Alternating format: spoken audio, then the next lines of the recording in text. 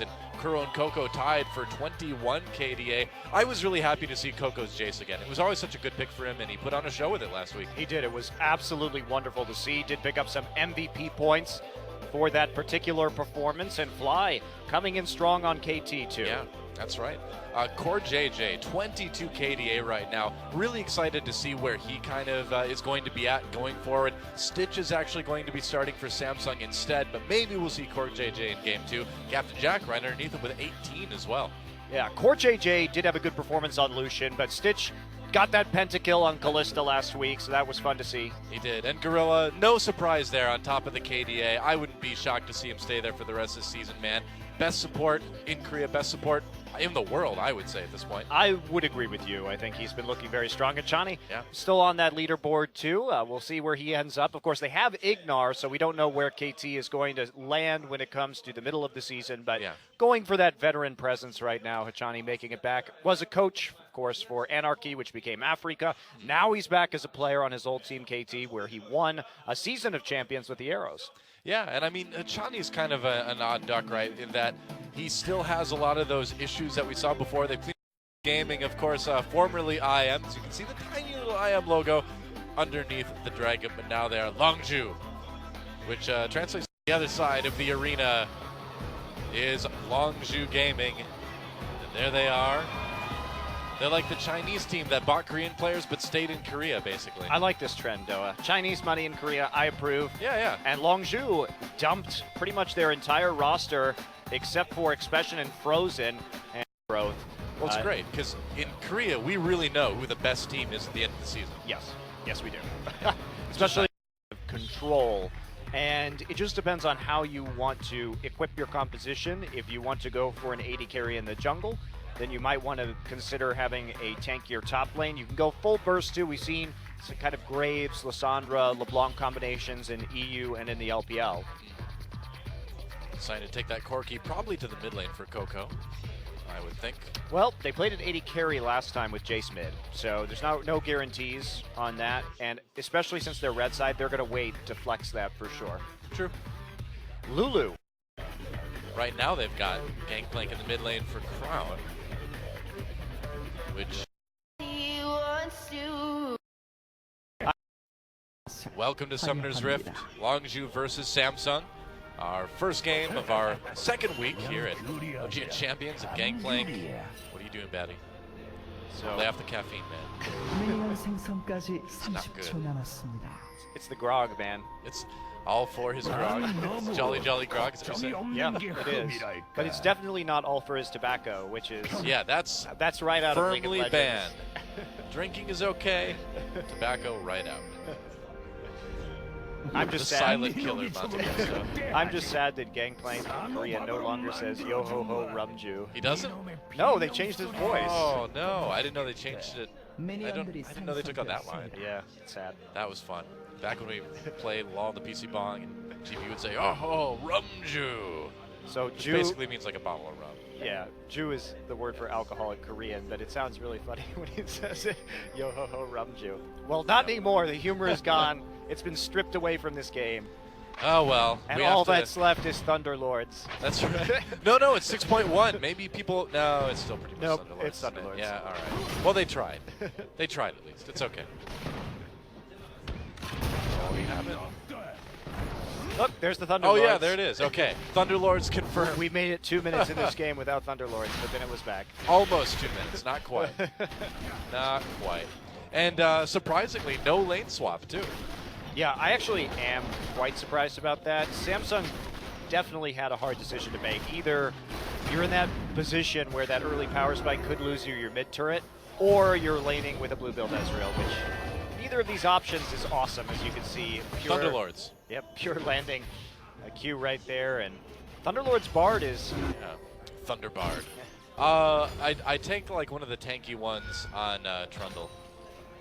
But that's just because you're such a quitter. That's just because I'm bad at positioning and I like to get in people's faces. That's why. Just making up for my own deficiencies.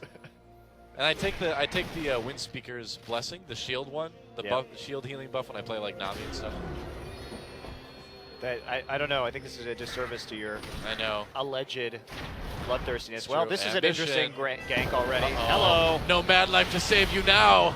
First blood goes over to Longzhu. Looks like Chaser's going to pick that one up. Ambition's like, yep, I was in my own jungle this time. Well, I mean, honestly, Samsung never called the MIA, or he didn't listen to it or something, because Pure simply walked up through the river, through Tribe Rush into that gank, and the pathing that Chaser had from red buff to red buff. So this is a very smart play from Longzhu. They knew they had the advantage early in the laning phase. They pushed the wave and opened Pure up for that roam. Just great jungling there from Chaser. And what do you expect? We talk about this guy as probably the best jungler in Korea. And when he gets advantages like this, he will not stop. So I'm very curious what Chaser is going to do right now. When I look at Chaser, I think of him as like a shutdown jungler. When he starts to get an advantage in a specific lane, he won't gank other places. He will just gank that same lane 1,000,000 times and basically remove a player from the enemy team. Well, he's just very, very good at taking advantage of the lead, you know? Yeah. You know, I feel like we saw a lot of that from his former co-jungler Wing when they stopped SKT last week. Duke got wrecked. Yeah. But in that way, it's a kind of specific style, because it's not like Chaser. There are different ways to make leads, right? You could take your lead and then move it to a different lane and try and help somebody out. No, Chaser will just absolutely wreck one lane over and over and over again. Just tilt them, bro. Yeah, well, it works. Sure does. But interesting little strategy there from Chaser. Nice job with the Lucian Bard lane, which is a very strong lane duo in the early game. A lot of poke, a lot of sustain, especially against escapability. Blue build Ezreal. Really great read on the composition from Longzhu, and that's going to get them first blood and a quick edge. Yeah. Crown just TPing back to lane there, not wanting to miss any XP or CS or any other acronyms. Doesn't want to miss any of them. Nice binding onto Stitch. A little bit more damage. Wraith pushing Jack away for now. Pure actually takes a big amount of damage from Stitch. You are a little bit careful there. You are squishy. Walk up like that. Good play by Wraith, hunting Jack out, then pulving Bard so that Stitch can return some of that damage. Stitch actually doing okay in terms of CS here. Put the sugar in the hot chocolate. I think it's a mallow. Put the mallow in the hot chocolate. Whatever. Put the lotion in the basket. I don't know. Put something in something. They need like a Buffalo Bill Bard skin where it has like a basket like lotion goes. Wow, and he's wearing the skins? Oh, man. Bard would do something like that. His motivations are very unclear. Yeah, true. I mean, he just shows up and like takes an artifact and lets everyone else die in his like whole animation thing. Yeah, I suppose he probably also just kills people, takes them away, and skins them. Bard gives zero cares for people. Chaser brutally murdering a ward in the jungle. This lane ended up being fairly even overall, CS-wise. Crown and Coco going pretty even in the mid lane as well. Just that slight advantage from the first blood for Longzhu right now. That's really good for Crown, though, going even like that. So he's going to be able to consistently get that CS. But you can see the lack of pressure on the bottom side of the map here, and that's going to open Chaser up a lot for counter jungling on the enemy red side. Yeah. We'll see what he does. He's been actually playing pretty conservatively with the lead he has right now, but Ambition really taking a hit early. Has gone for the Tracker's Knife and is starting to build into a Warrior Enchantment, but we've been seeing a lot of that, though. Trackers has been extremely popular. Yeah, Ambition doing a little counter jungling himself right now. Yeah. Meanwhile, Expression just TPing right back to lane. Nice timing from Ambition to take the Raptor camp while Expression was back. And he's going to be able to grab that right out from under Chaser's nose. Yeah, Chaser gets there just a little bit too late. He's got 8 legs, so you'd think it would carry him faster, but nope, didn't get there in time. Does number of legs correlate to speed? Yeah, absolutely. Yep. Have you ever seen like one of those centipedes move, man? They're terrifying. That's why Odin's horse, 8-legged horse, was so fast, right? Are you referring to Sleipnir? The Sleipnir, yes. Yeah, 8-legged horse. Yeah, see? The ancient Norse knew about it. More legs is more horsepower. What would make our god even more impressive? I know, let's give him a horse with 8 legs. It's pretty awesome. Someone's like, well, what if it had wings and flew? They're like, no, more legs. Like, I really think if it flew, it'd just be able to go over mountains and stuff. No, man, if it had 8 legs, it could walk at the side. Way easier. It's like one of those Skyrim horses, man. Why Skyrim appropriate for Norse mythology. Exactly. Well, in the meantime, Bard on the roam as they have the pressure in the bottom side, does manage to steal away that blue buff, so trying to slow Crown down just a little bit right there. Nice little buff steal, and that'll mean that Chaser and Pure now on the bottom side. They have to be careful though, Pure is quite squishy, so... I was going to say, I mean, it looks like they're trying to set up for Dragon, but if they lose Pure or something, that plan just goes out the window, so gotta curb the enthusiasm a little bit. I don't know if they're going to do Dragon quite this early. It's a bit of a risk now that Stitch is back with his Sheen, but that's the point in my solo queue games where I'd call for a Dragon and then my team would lose. So throwing that out there. The Lord of the Dragon throw. But if they would have followed my ping faster, we totally could have done it. Mission just pops over the wall and Buckshot cues you. Yep. That's what happens. I'm like, Ambition, what are you doing in silver for? I'm like, oh, never mind. I don't know what I expected. Yeah, a lot of, not much action so far. And not a lot. But it's a methodical game from Longzhu. Get the first blood, start to take away that blue buff. Coco has gotten at least a little bit of damage down on the turret, but Crown with that TP able just to get right back into lane when he needs to. And just building Ross health and mana as he works his way to that Trinity Force, so taking the base stats he needs just a lane right now, no hurry. But Samsung, it's all about scaling for them. As soon as you get the GP and the Ezreal fully operational, it's going to be very difficult for Longzhu to engage properly. I mean, so what does Longzhu do in the meantime? Like, how do they grab the edge in this game when Samsung's playing so defensively? Well, it's going to be tough for them because they're not exactly using the advantage that they had in mid lane very well. It'll come down to what happens when Coco gets that Trinity Force and how well they can group, but they need to start looking for turrets early. Seems that way. So far, though, they haven't really done much damage to any of the turrets. Yeah, it's not like they're going to be weak in the late game, but Samsung is going to be quite scary, so they have to be worried about that. And again, once the Ezreal completes blue build, it's just ridiculously hard to engage on them. They have Alistar to counter and engage, they have Lulu with Wild Growth to counter and engage, they have GP barrels, they have Iceborne Gauntlets, so Longzhu is going to have to land some extremely good Bard ults if they want to be competitive in the late game. Yep. Coco's got his package with him, but hasn't really found a chance to use it yet. You know, sometimes the threat of the package is more useful than the package itself. It's a threatening package, man. It is, very threatening. Gangplank's very intimidated right now. I mean, his package is so big you'd think it'd weigh him down. I'm surprised he can still move that quickly with such a big package. I mean, it has rockets on it, so I guess it does help. It's a with the momentum. self-propelling package. Oh, it's gone. Must have used it. Did he? Or does it just go away if you don't use it? Ambition coming in for a gank. Yeah, that's right. Kube's already pretty low, but Expression still needs to run for it here. No Meganar anytime soon. There's a flash.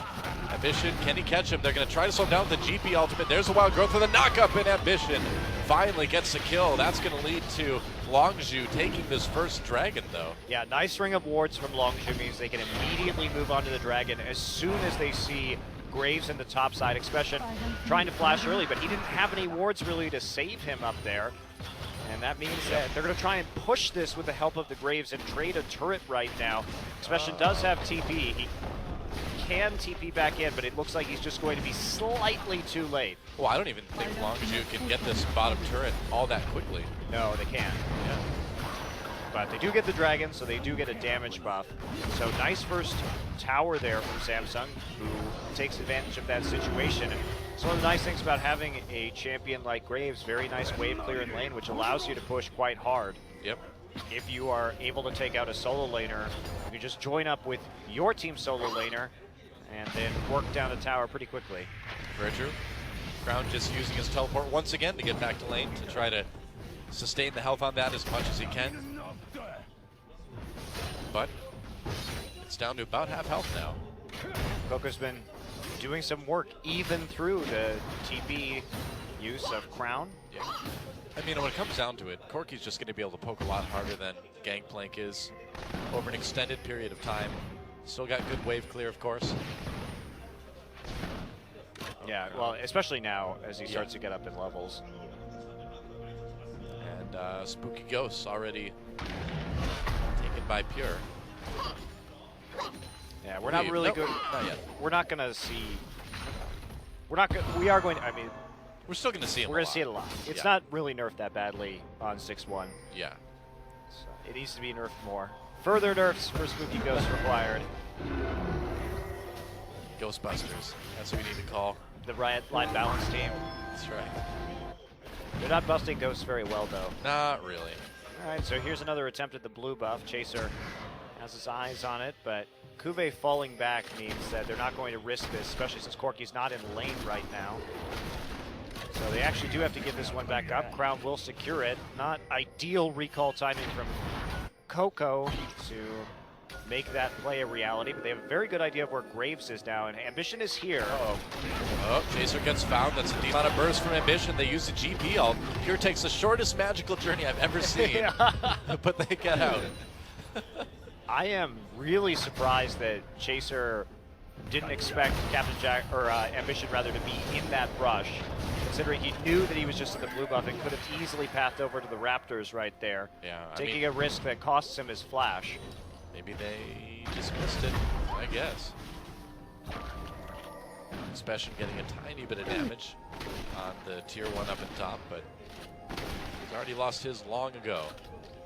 So the Gentleman Gnar skin throws Big Ben, right? Does it really? Yeah, it does. Wow. Or at least a generic clock tower, but it looks like Big Ben. If you were a giant monster, what building would you throw, Noah? I think if it's in League of Legends, the clock would be called Big Braum or something. You know, you can't just take the name; it has to be league related. Does it? Yeah, sure. I don't think Big Ben is trademarked or copyrighted or anything like that. Well, yeah, I mean, Roethlisberger's been using that for years. You know? He's like, I really like that clock in London. I'm going to use that for my football alias. It was just pure coincidence.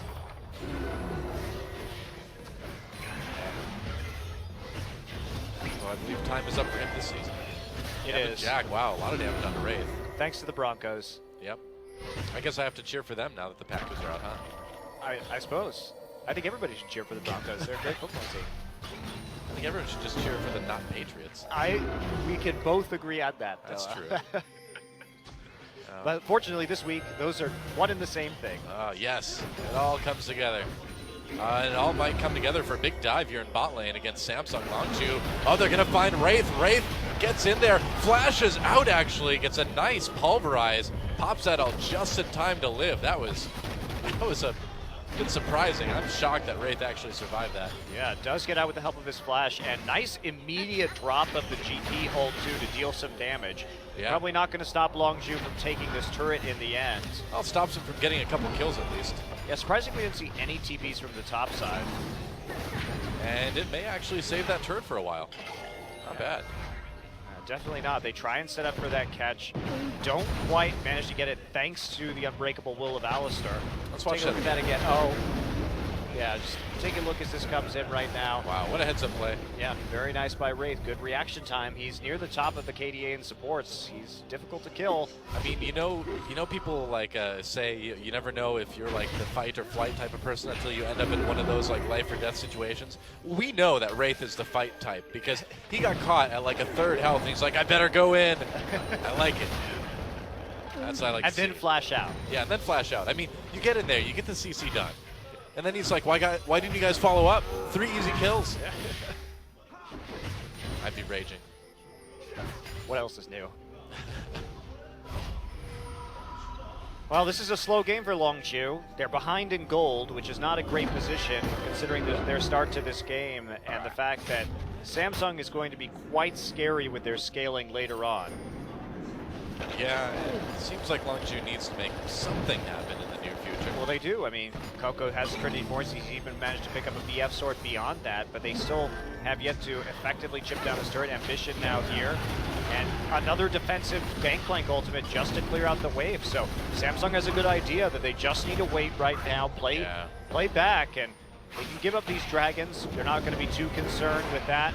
At this juncture, they've got a lot of time to work with to deny a dragon later, and they certainly have an immense number of zoning tools to play around a dragon as long as they get there first a little bit later on. So 2, not the biggest deal. True enough. Overall, gold even, but like you said, it's all about that scaling for Samsung. Yeah, just get your items, The no late problem. game. Yeah, just get your items, don't die, don't take dumb fights. Yeah, they're reacting very well to the aggression. Besides that kind of cheese gank that happened early in this game, they've been performing admirably. But this is it. Longzhu actually going to get in there right now. Only one person in that bottom lane means that the three-man stack. Chaser coming down and helping out with a few autos from his Elise. One of the nice things about running a ranged jungler like that is the ability to help very easily with turret pressure.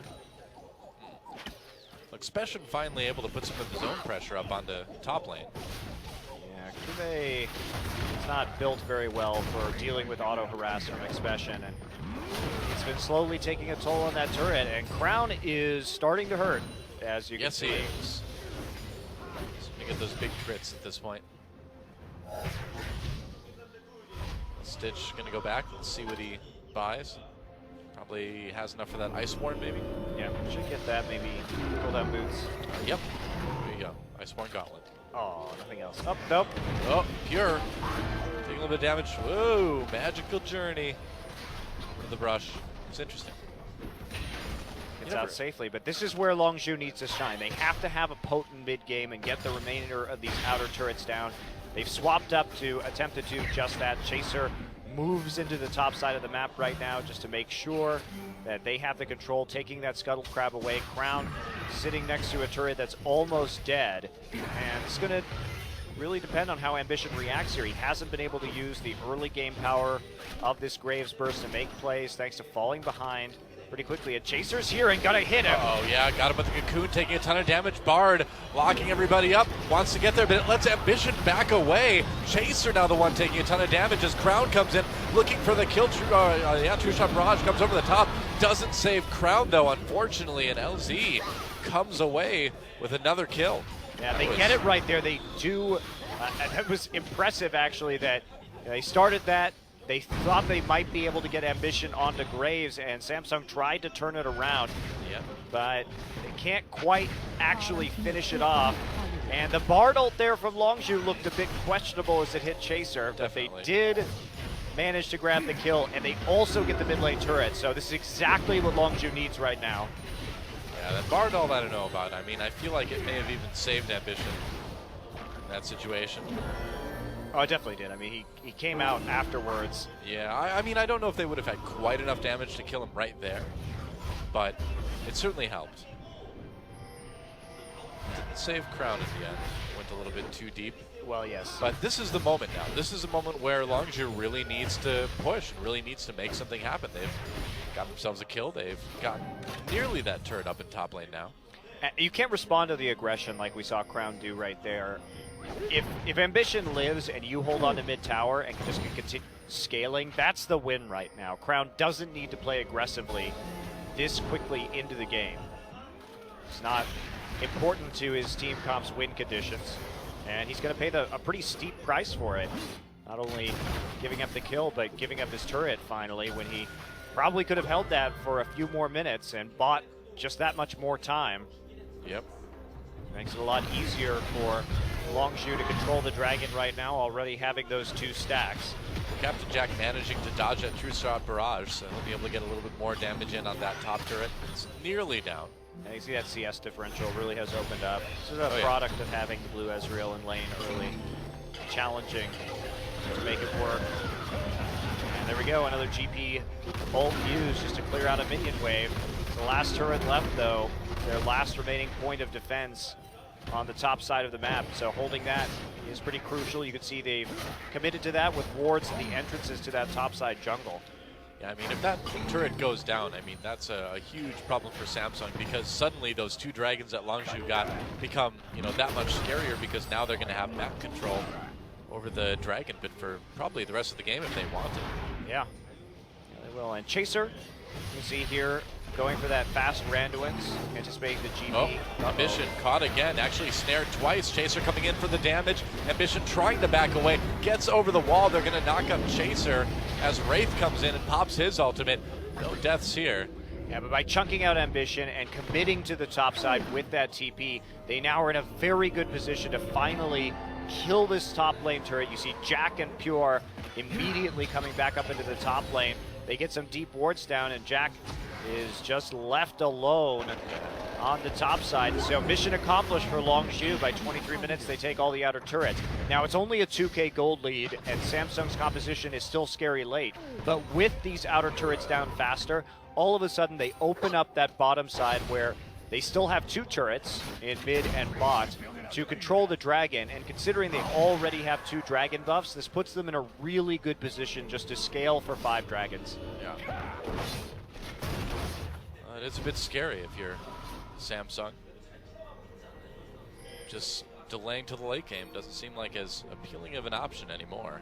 Well, they really need to commit to this dragon. It's up in 5 seconds. Getting this would be absolutely huge for their stall tactics. Yep. And they've got good wards. They have good wards in the enemy jungle. And look at this. Oh, Pure. Longzhu just not ready for this. Yeah, they don't exactly know where it is. Oh, they get Ambition with that ultimate. Is there enough of a follow-up? Doesn't look like it. There's a flash. They get him with the cocoon, though. Crown zoning with that explosive cast. Keep LZ away. So Pure knew he was still in that brush, even though he didn't have a ward in there, and was able to get enough damage with the help of the culling. Especially now pushing up the mid wave. Corki is not here, but Chaser has the execute. Coco's coming around with the package. And Longzhu got the dragon. Coco could try to flank. I mean, Longzhu already got what they need. Expression coming from the side. Are they going to catch some people? Looks like they've separated Wraith away. Meanwhile, Ambition caught again. Wild Growth, big knock-up onto Longzhu. Longzhu gets a double kill, though, for Coco. And they're going to take it, man. They got the dragon. They got that double kill in the team fight win. I think they'll be satisfied with that. They may even be able to just move right up to Baron. I mean, Ambition's dead, so is Wraith. They can at least get a couple more kills out of a Baron engagement. They could try. You see the ward going down from the blue trinket, and this is going to be a forced engage here from Samsung. Yeah, True Shot Barrage is not up, so no way to take a big chunk out of Longzhu in the pit. Gonna try it. Pure very low. Oh boy, gotta be careful there. Baron getting low. It's getting a bit scattered now. Stitch throwing in some Qs from the side. The Baron does go over to Longzhu. Now they need to ditch engage, and they do with that magical journey. Nice job. True Shot Barrage not hitting anyone, which is good because it probably would have killed Chaser and Pure. Wow, that whole sequence of events was so well shot called from Longzhu. First off, it started with Pure being the only one of his team there. I was worried that no one from Longzhu was going to get there in time to contest the dragon, but he bought the time necessary right as Jack gets there, lands the culling after the ultimate, and the cocoon used by Chaser and Bard makes up for the time, gets everybody there around the objective, they take it, and then they immediately engage. Expression's rage on Gnar was perfect for that moment for the flash in. Look at the setup here, just absolutely wonderful, especially going to come in, slam 2 members in the wall. Ambition takes the Wild Growth, but it isn't enough. 2 quick kills for Coco using the range from that Corki and the package that he had at the start of that fight. Really nicely done, and then transitioning immediately into that 24-minute Baron. Very nice snowballing here from Longzhu. They've done almost everything right this game. It started slow, but they managed to get the picks, and the transition them every time into an objective. Yeah, and this is really the big story with Longzhu, right? Is how long is it going to take them to develop that team coordination? We've heard the players talk about it a lot in interviews today, and it looks like it's coming together maybe a little bit faster than people even expected. Yeah, one question I still have for Longzhu is what happens when they don't play poke? Because that, just like KT has been playing pretty much entirely split push this season, Longzhu, so far in the 3 games we've seen, has played exclusively poke comps. So I don't know what that means, really. I mean, can you really stop them in the draft, though? No, I think poke is a very effective strategy right now, don't get me wrong, but the season is long and full of many patches, Stella. That's true. It's long and full of patches. Scary stuff, man. You don't know what's going to be in the meta. But this is something they look very comfortable on so far. I think maybe you ban Corki from them right now. Yeah, I mean, does that really help, though? I mean, they can just take Jace, they can... Sure, but Lucian Jace is a lot worse than Corki. Whoa! Damn. That is some burst coming out of Coco. Yes. Wow, Stitch was evaporated. He was sublimated, thank you. Evaporated? I mean, he was partially liquid at that point, I would say. It was vaporized. There we go. He has a blue build, so he had a tear, so we know he was at least partially liquid. That's true. Well, his tears are gone now with the rest of him. Now Expression drawing the ult out of Kube under turret. Gonna get more damage himself down under that. And Longzhu takes an inhibitor with little to no opposition out of Samsung. This one's pretty quickly going off the rails for Samsung. I mean, this is impressive from Longzhu. They is. took a Baron and an inhibitor with only 5 kills here at 28 minutes and only giving up 1, which was that, you know, it's tough to get this. They got 1 kill, Ambition, with the Graves, but otherwise, this scaling composition that Samsung has run, this is the risk of doing so. If you can't hold those outer turrets, and honestly, a lot of this probably comes down to that fight in the upper river that lost Samsung its mid tower. Yes, it was low, but this Gangplank was in a place where he had pretty efficient wave clear. You can always help out with the Ezreal ult or Lulu coming in for a couple glitter lances. And I think if Samsung had held on for about 4 or 5 more minutes, we'd be talking about a very different game.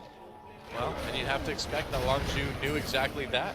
Put the pressure on at the right time. Yeah, they did. They've got a big lead. Transitioned right into the Dragon. They took away Samsung's ability to 5-stack that by taking the outer turrets and getting control over that objective. So, impressive play from Longzhu so far. Yeah. It's exciting to see.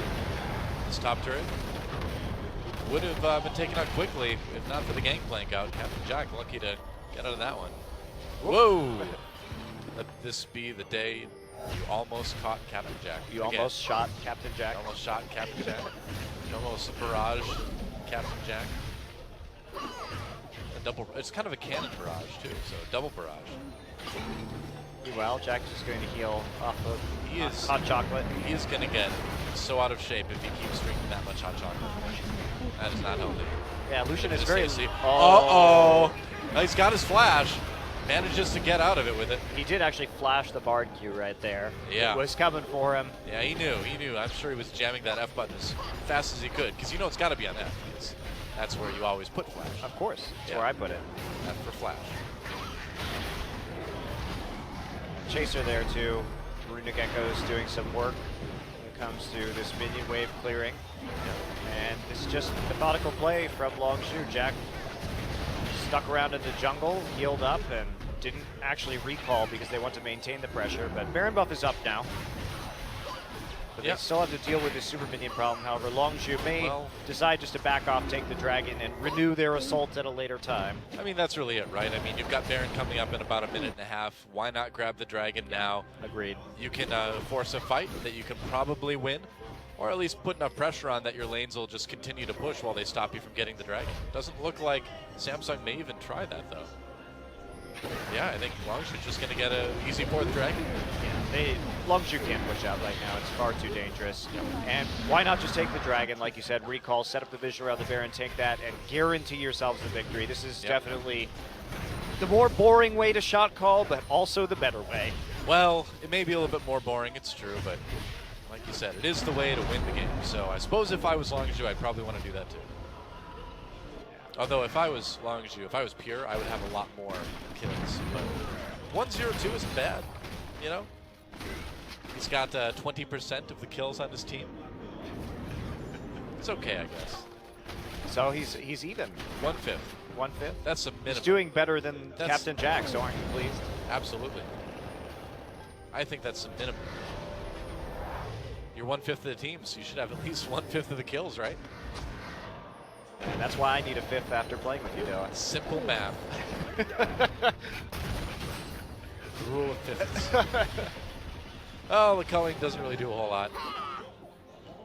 But it's got a little cooldown. It's okay. No big deal. Oh, Spooky Ghost and a little bit more finds Wraith. Wraith has to use that ultimate, and that's something that you'd probably rather have up for the fight in your base in a few seconds. Or the Do you like Trinity Force Corki? Because he likes destroying your turrets. What do those two things have to do with each other? Coco could be in trouble. Gets out with the Valkyrie, turns out on the crown. Geez. The damage from this Corki is just crazy. Wow. Well, I guess this is it, guys. Oh, big Gnarl from Expression. That was beautiful. Chaser comes in to lock down Kube. Yet another kill comes in for Longzhu.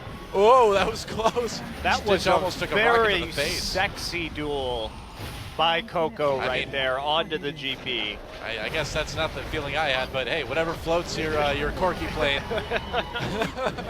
Whoa! Stitch gets another one to the face, another phosphorus bomb to seal that one up, and that's it. Longzhu takes game one. GG. Wow, really impressive game from Longzhu. Dominant from start to finish, great first blood. You can see how well they preyed on the map movements of their opponents to take those outer turrets. I was a little worried there for a moment, but then they made everything happen and everything felt like dominoes Yeah. at about 20 minutes into this game. And it was all Longzhu from that point forward. Very clean